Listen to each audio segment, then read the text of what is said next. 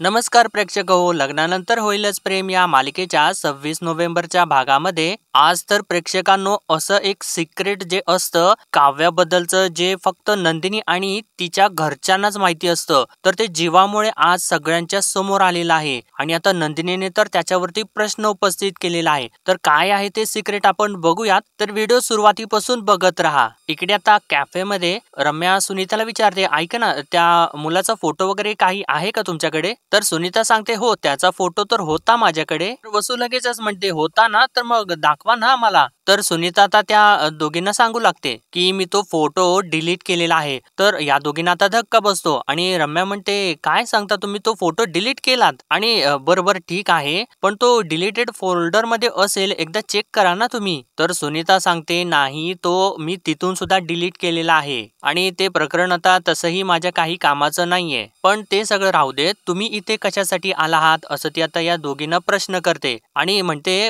आणि ही सगळी माहिती तुम्हाला कशासाठी हवी आहे? तर आता या दोघी चाटच पडतात. तर त्याच वेळेस आता इकडे हे दोघे जण जे असतात, वेदांतचे आई वडील म्हणजे त्या येणाऱ्याचे आई वडील, ते आता नंदिनीला बघितल्यानंतर तिला चटकन ओळखतात आणि म्हणतात, अरे नंदिनी तू कशी आहेस? तर तेव्हा नंदिनी सुद्धा त्या दोघांना बघून खुश होते आणि म्हणते, हो मी एकदम मस्त आहे काका. आणि तुम्ही दोघे कसे आहात? तर तेव्हा ती काकू म्हणते, हो आम्ही दोघं ना एकदम ठणठणीत आणि खुश सुद्धा. आणि काय ग, आपलं आनंद निवास कसं आहे असं ती विचारते. तर तेव्हा आता या एनआरआयला तर धक्का बसलेला असतो आणि तो म्हणतो, आनंद निवास? आई बाबा तुम्हाला कसं काय माहिती यांच्या आनंद निवास बद्दल? आणि तुम्ही यांना कसं काय ओळखता? तर तेव्हा त्याची आई सांगू लागते, अरे वेदांत, हिने ना आनंद निवास मधल्या माणसांना किती आपुलकीने सांभाळलेलं आहे आणि जर तू तिथे गेलास ना तरच तुला समजेल. काय आहे ना, स्वतःची वकिली तर सगळेजणच करतात, अरे पण दुसऱ्याच्या आनंदासाठी हिरिरीने बोलणारी आणि काम करणारी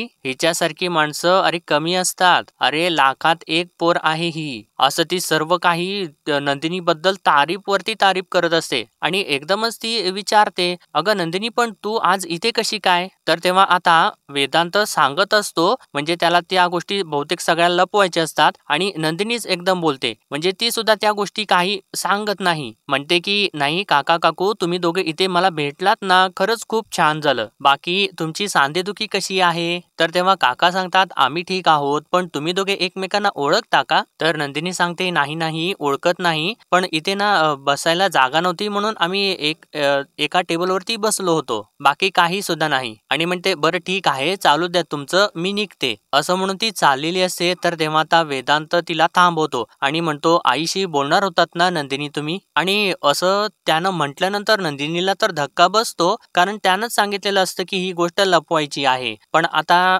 वेदांतची आई नंदिनीला म्हणते, कशाबद्दल? तर आता वेदांत सांगतो, आई मी जो तुला हार गिफ्ट केलेला आहे ना त्याच्याबद्दल. तर आता त्याची आई म्हणते, अरे कुठला हा हा हार का माझ्या गळ्यात आहे तो? तर आता तो हार बघितल्यानंतर नंदिनीच्या डोळ्यामधून टचकन पाणीच येतं मित्रांनो. आणि त्या हाराकडेच ती एक सारखी बघत असते आणि तिला आता तो क्षण आठवतो ज्यावेळेस विक्रम जीवावरती जोर जोराने ओरडत असतो, अरे तुझी आजी जर वरून बघत असेल ना तर तिला मेल्या मेल्यासारखं होत असेल, अरे तिच्या आशीर्वादाचा असा सौदा केलास तू. आणि आता त्यावेळेस नंदिनी ते आठवल्यानंतर त्या काकूंच्या गळ्यातल्या हाराला हात लावत असते आणि परत आपला हात मागे घेते आणि तिच्या डोळ्यातलं पाणी पुसू लागते. तर आता इकडे बघा, ही वसू वसू आता खोटं बोलू लागते, म्हणते, अहो भाच्याच्या काळजीपोटी मी इथं आलेली आहे. तर सुनीता म्हणते, अच्छा असं आहे का? पण मग त्या दिवशी भाच्याची काळजी नव्हती वाटली का? त्या दिवशी मी जीव तोडून घरी तुमच्या सगळे एवढं काही सांगत होते. तर वसू सांगते, अहो त्या दिवशी ना आम्ही दोघी थोड्या उशिरा आलो,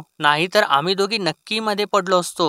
तर सुनीता म्हणते, मग आता काय फक्त माहिती काढायला आलेला आहात का? तर रम्या म्हणते, नाही नाही तसं काही नाही, खरं तर ना आम्हाला ही माहिती नकोच होती. काय झालं ना, त्या दिवशी मामी तुमच्या बरोबर अशी वाईट वागली ना, म्हणून आम्हाला जाणून घ्यायचं होतं की का वागली ती तुमच्या सोबत असं, कारण ती असं कधी कोणाबरोबर वागत नाही ना. तर वसू आता म्हणते, आणि खरं सांगू का, तुमच्याबद्दल जेन्युनली अगदी वाईट वाटलं म्हणून आलेलो आहे. खूप वाईट वाईट वाईट झालं ना तुमच्या बाबतीत. तर आता सुनीता म्हणते म्हणजे तिला ते सगळं काही पटतं, या दोघींनी कारण सांगितलेलं असतं ते. आणि ती म्हणते वाईट तर आता फक्त मानिनीच्या बाबतीत होणार आहे, जेव्हा तिच्या सुनेचं सत्य तिच्या समोर येईल. मला खात्री आहे एक ना एक दिवस काव्याचा खरा चेहरा सगळ्यांच्या समोर येईल. आणि मानिनीला तर मी हडबडून जागा करण्याचा एक प्रयत्न केलेला होता, पण त्याचा काहीच उपयोग झाला नाही आणि आता तो विषय माझ्यासाठी कायमचा संपलेला आहे. तर वसू सांगते तुमच्यासाठी संपला असेल तो विषय, पण मला ना आता पार्थची खूप जास्त काळजी वाटायला लागलेली आहे, असं ती जरासं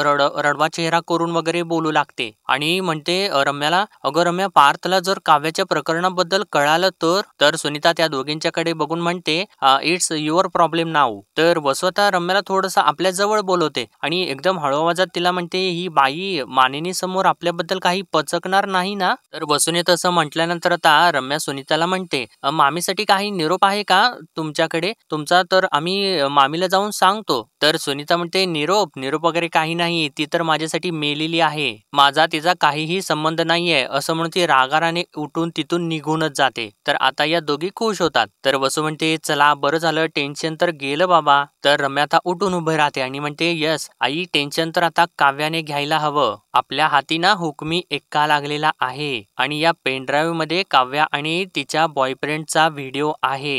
तर वसू म्हणते अगं रम्या, पण तो मुलगा कोण आहे, कुठं आहे, हे कुठं कळालेलं आहे आपल्याला. तर रम्या म्हणते आई आता कळेल ना, कालपर्यंत या पेनड्राईव्ह मध्ये नक्की काय आहे हेच माहिती नव्हतं आपल्याला, त्यामध्ये त्या मूर्ख माणसाने आपल्याला यामधला डेटा सुद्धा नीट रिकव्हर करून दिला नाही. पण आता लाखो रुपये मोजायला लागले ना तरी सुद्धा चालतील, पण या पेनड्राईव्ह मधला डाटा एखाद्या हुशार आणि एखाद्या एक्सपर्ट माणसाकडून ना रिकव्हर करून घेणार आहे मी. तर वसू म्हणते अगं ते ठीक आहे रम्या, पण या सुनीताने मानिनीला इतकं काही सांगण्याचा प्रयत्न केला, तिने तिच्यावरती विश्वास नाही ठेवला, तर मग आपण व्हिडिओ दाखवल्यानंतर तर ती कसा विश्वास ठेवेल. तर रम्या म्हणते अगं आई, तू मामीच्या विश्वासाचं काय घेऊन बसलेली आहेस, आपल्याला यामधलं फुटेज पार्थला दाखवायचं आहे, विसरलीस का तू त्या काय म्हणाल्या ते, लग्नानंतर सुद्धा काव्या तिच्या बॉयफ्रेंडला भेटत होती. आपण काय करू, सगळ्यात आधी या पेनड्राईव्ह मधलं सगळं काही फुटेज व्यवस्थित रिकव्हर करून घेऊ, म्हणजे आपल्याला त्या काव्याचा बॉयफ्रेंड कोण आहे ना ते कळेल. एकदा का तो मुलगा कोण आहे हे कळालं ना की मग त्याला आपण आपल्या बाजूने करून घेऊयात आणि मग काव्या आणि पार्थचं लग्न मोडू. तर वसू म्हणते चला ते एक बरं झालं, आपलं इथं येणं सार्थकी लागलं. बरं एक काम कर, आता हा पेनड्राईव्ह लवकरात लवकर रिपेअर करून घे आणि डाटा रिकव्हर करून घे, असं म्हणून त्या आता दोघी तिथून निघून जाऊ लागतात. आणि निघून जात असताना त्या नेमकं नंदिनीच्या समोर उभ्या राहतात आणि इतक्यातच वसू रम्याला म्हणते चल त्या दिशेने जाऊयात, असं बोलताना त्या दोघी काही नंदिनीला बघत नाहीत आणि त्या दोघी तिथून आता निघून जातात. तर तेव्हा नंदिनी आता त्या काकूंना म्हणते तुमचा हार तर छान आहे. तर तेव्हा काकूच्या थोडंसं लक्षात येतं आणि ती नंदिनीला विचारते काय ग नंदिनी बाळा, काही बिनसलेलं आहे का. तर तेव्हा नंदिनी आता डोळ्यामधलं पाणी पुसत म्हणते नाही नाही काकू, खरंच काही नाही. तर तेव्हा त्या काकू म्हणतात उगाच खोटं बोल नकोस, उगाचच पाणी येत नाहीये तुझ्या डोळ्यात, हे बघ वेदांत जसा आहे ना आम्हाला तशीच तू सुद्धा आहेस आम्हाला, काय झालं सांग बघू मला खरं खरं. तर नंदिनी म्हणते नाही नाही काकू भाऊ, खरंच काही नाही, तुमचा हार बघून मला जरा भरून आलं इतकंच, बाकी काही नाही. तर काकू विचारतात पण हार बघून तुला भरून का आलं. तर अखेर आता वेदांत मध्ये बोलतो, म्हणतो आई मी सांगतो, खरं तर मी जो हार तुला गिफ्ट केलेला आहे ना तो त्यांना परत हवा होता आणि त्यासाठीच त्यांनी पेपरमध्ये जाहिरात देऊन मला शोधून देखील काढलेलं आहे. खरं म्हणजे तो हार त्यांच्या, असं तो बोलत असताना नंदिनी त्याला सुद्धा थांबवते आणि म्हणते नाही नाही काकू, खरंच काही नाही, तुम्ही त्यांच्याकडे लक्ष देऊ नका, हार मला हवा होता खरा पण आता नको आहे आणि असं मला तुमच्या गळ्यामधून काढून तो नको आहे, तुमच्या गळ्यामध्ये खरंच तो खूप शोभून दिसत आहे. आणि ती आता वेदांतला म्हणते आणि हो वेदांत, तुमचं सजेशन खरोखरच खूप बरोबर होतं, मी दुसरा हार करून घेते, कोणाला कळणार नाही, इट्स ओके. तर असं नंदिनीने म्हटल्यानंतर वेदांत तिला म्हणतो पण तुम्हाला तर कळेलच ना नंदिनी. आणि तो परत आईला सांगतो त्याच्या, आई नंदिनी हा हार मागायला आलेल्या होत्या, हा हार त्यांच्या, असं तो बोलत असताना नंदिनी परत त्याला थांबवते आणि म्हणते वेदांत राहू द्यात ना, इट्स ओके. तर आता काकू लगेचच म्हणतात अहो जरा या हाराची गाठ काढा आणि काका सुद्धा लगेचच त्या हाराची गाठ काढत असतात. तर नंदिनी आता परत त्या काकूंना थांबवते, म्हणते अहो नाही काकू खरंच नको, हा हार मला हवा होता पण तुमच्या गळ्यातून काढून नको आहे मला. तसं जर तुम्ही केलं ना तर मला खरंच खूप गिल्ट येईल आणि मला त्याचा खूप त्रास होईल. तर त्या काकू म्हणतात अगं असू देत ना, तो घे तू हार. तर तेव्हा नंदिनी म्हणते पण तुमच्या मुलाने किती प्रेमाने गिफ्ट केलेला आहे तुम्हाला तो हार. आणि वेदांत आत्ताच सांगत होते की त्यांनी तो हार तुम्हाला गिफ्ट केल्यावर तुमच्या चेहऱ्यावर किती आनंद पसरलेला होता आणि हे साहजिकच आहे ते आणि मला तो आनंद हिरावून नाही घ्यायचा. तर तेव्हा काकू म्हणतात अगं मुलांचं प्रेम हाच आमचा आनंद असतो आणि ते प्रेम काय एका वस्तूमधून मिळू शकतं का? त्याला हार द्यावासा वाटला, त्याने विकत घेतला, मला दिला आणि त्याची भावना आमच्या मनापर्यंत पोहोचली. पण आता या हाराची जागा आणि गरज दुसरीकडे असेल तर मला बिलकुल वाईट वाटणार नाही हा हार देताना. आणि तेव्हा ते काका सुद्धा म्हणतात खरं आहे, आनंद निवासमध्ये असताना तू म्हणायचीस की वस्तूवरती जीव जडण्यापेक्षा माणसावरती जर जीव जडला तर किती छान आहे. तर तेव्हा काकू म्हणतात आणि माझा लेक सुद्धा खूप गुणी आहे आणि श्रीमंत सुद्धा आहे बरं का, तो मला दुसरा हार घेऊन देईल. आणि वेदांतला विचारते काय रे वेदांत, आईचे हट्ट पुरवशील ना? तर तेव्हा वेदांत सुद्धा खुश होता आणि म्हणतो हो नक्कीच आई, अगं एक काय असे 10 हार मी तुझ्यासाठी आणेन. आणि नंदिनीला म्हणतो आणि हे बघा नंदिनी, जर माझी आई स्वेच्छेनं जो तो हार तुम्हाला देत असेल तर असू द्यात तुमच्याकडे. तर नंदिनी आता म्हणते हो ठीक आहे, पण काका काकू तो हार मी कशासाठी मागते, त्याच्या मागे काय कारण आहे हे सुद्धा तुम्ही विचारलं नाहीत. आणि असं न ऐकताच तुम्ही असं ती बोलत असताना काका म्हणतात अगं विचारायची काय गरज आहे नंदिनी, या हारावरून काहीतरी मोठं प्रकरण घडलं असणार. आणि काकू म्हणतात आणि कोणतंही मोठं कारण असल्याशिवाय तू वस्तू परत मागणार नाहीस, कारण तुला कधी सुद्धा वस्तूमध्ये नाही तर ती ज्या भावनेने दिलेली आहे त्यामध्ये तुला इंटरेस्ट असतो आणि मला माहिती आहे. असं त्या बोलत असताना आता काका त्या हाराचा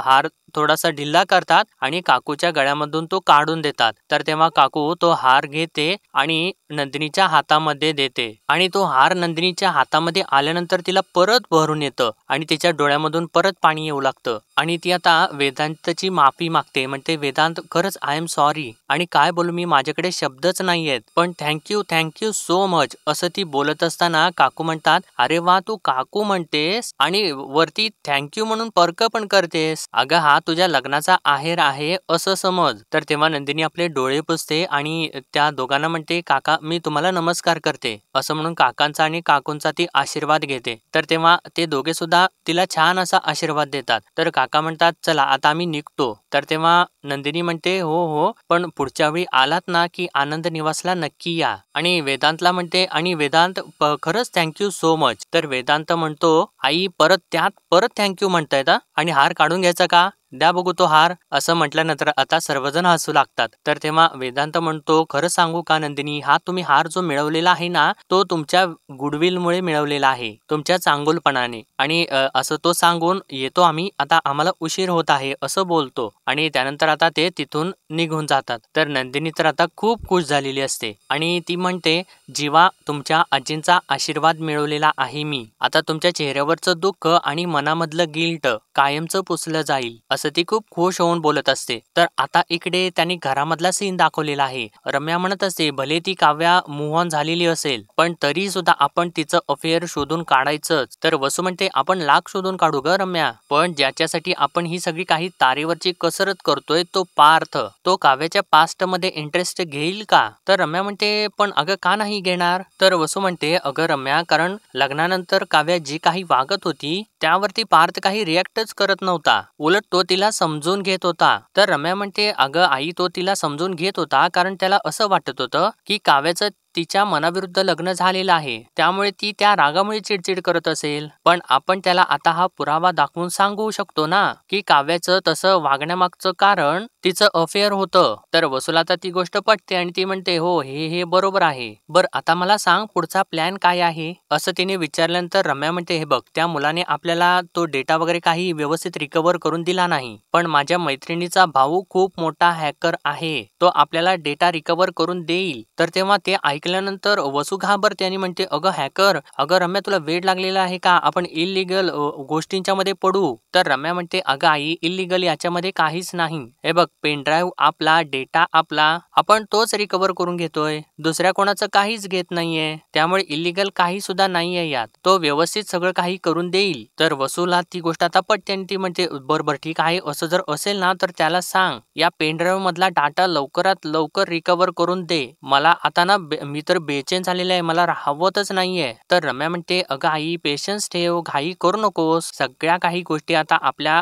बाजूने होणार आहेत आणि कोण जाणे कोणास ठाऊक याच कारणामुळे गुरुजींची भविष्यवाणी खरी ठरू शकेल. असं तिने म्हटल्यानंतर आता वसूला तो क्षण आठवू लागतो ज्यावेळेस गुरुजी म्हणालेले असतात, तू आणि पार्थ सोहळे नेसून मांडवामध्ये बसलेले आहात. पार्थच्या हातामध्ये तुझ्या गळ्यात घालण्यासाठी मंगळसूत्र आहे. सर्व मंडळी तुमच्या समोर अक्षता टाकण्यासाठी उभी आहेत. आणि हे सगळं आठवल्यानंतर वसू म्हणते, अगदी बरोबर बोललीस. तू म्हणतेस ना तसंच होऊ देत. आणि तसंही हे वर्ष सरत आलेलं आहे. पण नवीन वर्ष तुझ्या आयुष्यामध्ये सुख आणि काव्याच्या आयुष्यामध्ये वादळ घेऊन येईल. असं तिने म्हटल्यानंतर रम्या म्हणते, आई ते तरी येईलच, पण मी विचार करते की या काव्याचा बॉयफ्रेंड कोण असेल. आता असं या दोघींच्या मधलं बोलणं चालू असतं. तर दुसरीकडे म्हणजे आता त्यानंतर संध्याकाळ होते आणि पार्थ तर गणपती बाप्पाच्या समोर उभा असतो आणि तो सारखं घड्याळ चेक करत असतो आणि इकडे तिकडे फेऱ्या मारत असतो. तर इतक्यात पिहू तिथं येते आणि पार्थला विचारते, अरे पार्थ दादा, तू असं टेन्शन मध्ये असल्यासारखं इकडे तिकडे का फेऱ्या मारतोयस? तर पार्थ म्हणतो, अगं तुझ्या वहिनीमुळे.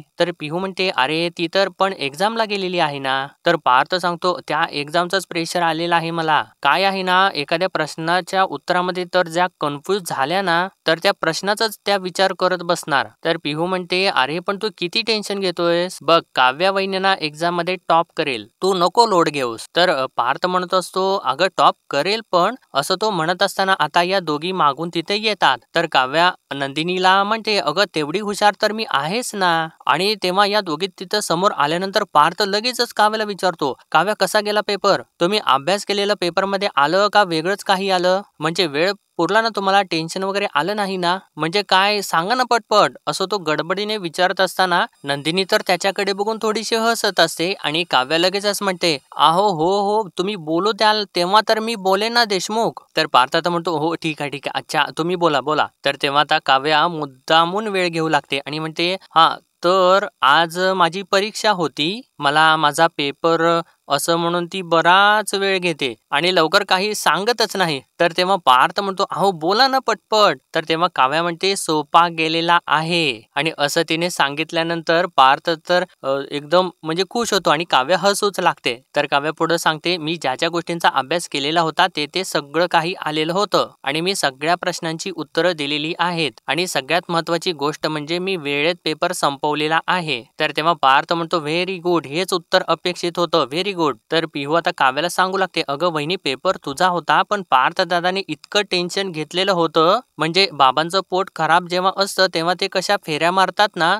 तसं नुसत्या फेऱ्या मारत होता हा. तर असं तिने सांगितल्यानंतर नंदिनी आणि काव्या मोठमोठ्याने हसू लागतात. तर पार्थ पिहूला म्हणतो, ए आगाव पिहू, जा पटकन अभ्यास कर जा. आणि पार्थ आता पिहू तिथून निघून जाते आणि पार्थ नंदिनीला विचारतो, बाय द वे नंदिनी तुम्ही कशा काय काव्यासोबत? तर नंदिनी सांगते, मी आनंद निवासला गेलेले होते ना आणि मग म्हटलं येताना काव्याला स्कूटरवरून घेऊन यावं. आणि आता ती पार्थला सांगते, नाही ठीक आहे तुमच्या दोघांचं चालू द्यात, मी येते. असं म्हणून ती आता तिथून निघून जाते. तर पार्थ तर आता चक्क हाताची घडीच घालतो आणि थोडं तो रुसलेलं दाखवतो. तर काव्या सुद्धा आता त्याच्या जवळ जाते आणि त्याला म्हणते, काय झालेलं आहे देशमुख? तर पार्थ तर काही बोलतच नाही. तर काव्या विचारते, काय झालं देशमुख, आज अचानक अशा रुसलेल्या बोक्यासारखा चेहरा का झालेला आहे तुमचा? आणि तरी सुद्धा पार्थ काही बोलत नाही. तर काव्या म्हणते, हा रुसलेल्या बोक्याला बहुतेक त्याचा लोण्याचा गोळा कोणी दिलेला नाही बहुतेक खायला. तर पार्थ म्हणतो, मला नाही बोलायचं तुमच्याशी, मी तुम्हाला एवढं सपोर्ट करतो आणि मी म्हंटल होतं ना तुम्हाला की मी सोडायला येतो. तर काय तुमचा पापड बुडला देव जाणे, सोडायला सुद्धा येऊ दिलं नाही तुम्ही मला. बरं मी तुम्हाला मेसेज केलेला होता की परीक्षा संपल्यानंतर मला सांगा,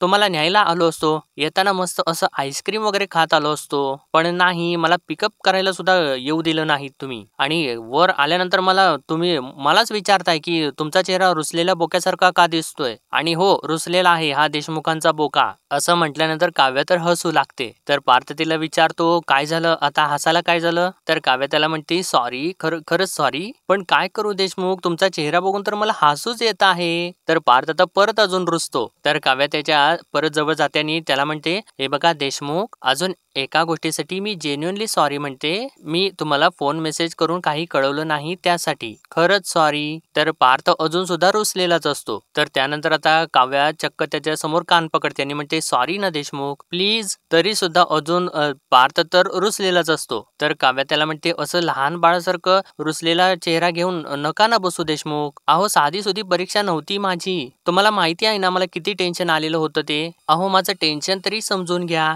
असं ती बोलत असताना अजून सुद्धा पार्थ काही कन्व्हिन्स होत नाही आणि तो रुसलेलाच असतो. तर काव्या आता पुढे म्हणते बाय द वे माझी आता परीक्षा संपलेली आहे. मला आता अभ्यासाचं काही एक टेन्शन नाहीये. त्यामुळे आता ही मांजर फिस्कारायला एकदम रेडी आहे आणि फिस्कारू का असं तिने म्हटल्यानंतर आता मात्र पार्थ हसू लागतो आणि म्हणतो हो ठीक आहे केलं तुम्हाला माफ. तर काव्या म्हणते थँक्यू असं म्हणून ती आता मोठ्याने हसू लागते. तर मित्रांनो आजच्या भागामध्ये एवढंच आणि पुढील भागामध्ये आपण पाहणार आहोत आता पार्थ आणि जीवा या दोघांच्या मध्ये पाणीपुरी खायची कॉम्पिटिशन लागलेली असते आणि ते दोघे सुद्धा पटापटा पाणीपुरी खात असतात आणि इकडच्या बाजूला काव्या आणि नंदिनी सुद्धा असतात आणि या चौघांच्या मध्येच कॉम्पिटिशन लागलेली असते. आणि इतक्यातच नंदिनीला एका अननोन नंबरवरून फोन येतो आणि ती म्हणते एक मिनिट मला महत्वाचा फोन आलेला आहे मी येतेच असं म्हणून ती बाजूला जाते आणि तेव्हा काव्या पाणीपुरी खात असताना तिला अचानक एकदम जोराचा ठसका लागू लागतो आणि तेव्हा आता पार्थ काव्याजवळ जातो लगेच आणि काव्याला सावरू लागतो. म्हणतो काव्या सावकाश सावकाश जरा वरती बघा आणि तेव्हा जीवा लगेचच तिथं येतो आणि एक सेकंद असं म्हणत हातामध्ये ग्लास घेतो पाण्याचा आणि आपल्या हातावरती पाणी घेऊन तिच्या डोक्यावरती पाणी मारू लागतो आणि तेव्हा काव्याला लगेच बरं वाटू लागतं. आणि ही गोष्ट फक्त मित्रांनो काव्या आणि तिच्या घरच्यांनाच माहिती असते आणि जीवाला सुद्धा ती माहिती असते पण या कोणाला ती गोष्ट माहिती नसते. आणि आता नंदिनी तिथं येते आणि ते बघितल्यानंतर तिला आश्चर्याचा धक्काच बसतो आणि ती जीवाला डायरेक्ट विचारते काव्याला हे असं केल्याने बरं वाटतं हे फक्त आमच्या घरातल्यांना माहिती होतं हे तुम्हाला कसं काय कळालं जीवा असं तिने विचारल्यानंतर आता जीवाला तर खूप मोठा धक्का बसतो आणि त्याच्या हातामधला पाण्याचा ग्लासच खाली पडतो आणि तो फुटतो आणि तेव्हा जीवा आणि काव्या दोघे सुद्धा धक्क्याने एकमेकांच्याकडे बघू लागतात आणि त्या गोष्टीचं पार्थला सुद्धा आश्चर्यच वाटलेलं असतं. तर आता मित्रांनो उद्याच्या भागामध्ये जीवा काय कारण सांगणार किंवा ही गोष्ट कशी पुढे सरकवणार ते आपल्याला कळेलच. तोपर्यंत आपल्या व्हिडिओला लाईक शेअर आणि सबस्क्राईब नक्कीच करा.